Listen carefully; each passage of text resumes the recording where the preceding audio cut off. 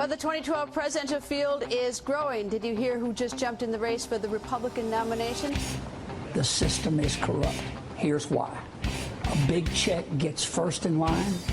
Everybody else is out of sight. He made it official today. He wants to be your president. One former Louisiana governor. Former Louisiana governor and Republican presidential candidate.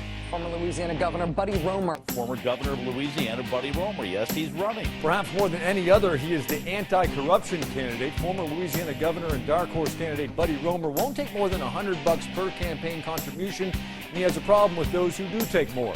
Somebody once said, I think it was a Brit, power corrupts, and absolute power corrupts absolutely. Washington, D.C. is corrupt. His signature issue, almost his whole deal, is getting big money out of politics, stopping billionaires and rich corporations from having outsized influence in our democracy.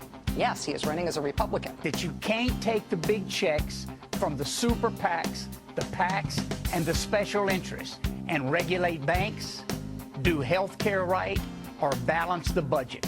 It won't happen. All right, well, Governor, here's your problem. You're making way too much sense. Some insiders say I'm not a good politician because I say things that make some people angry. They're right. I do. Made some people in Washington angry when I refused to take a congressional pay raise, passed by the politicians for the politicians. I thought the country needed to tighten its belt.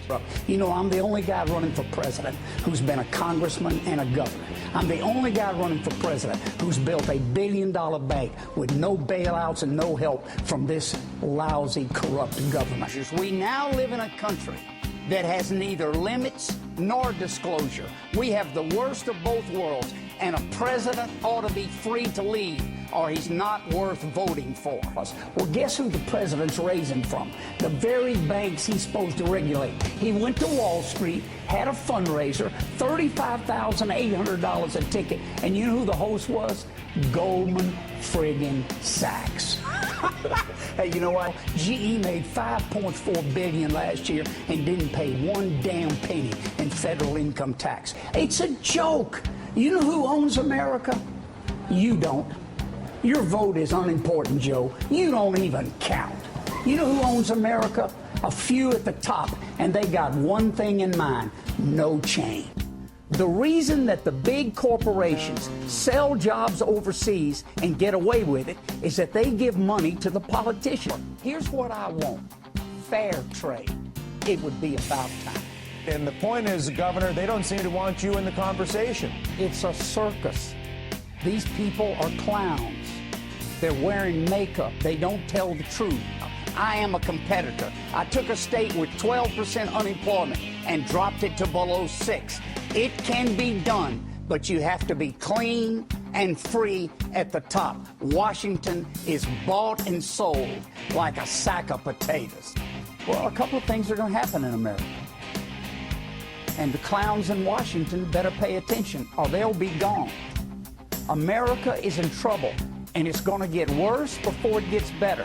We have a debt that we cannot repay, and excessive debt shrinks a nation. The idea is that maybe what America needs is not a party, but a country built from the center. You know, maybe this time they don't need just another Republican or another Democrat. Maybe they need a man free to lead. You know what they don't want to hear, Rachel? They don't want to hear about the money. Neither party does. Republicans particularly. Sometime, somewhere, someplace, somebody's going to say, Buddy, what do you have to say? I notice my opponents don't make many people angry. That doesn't surprise you, does it? Politics as usual.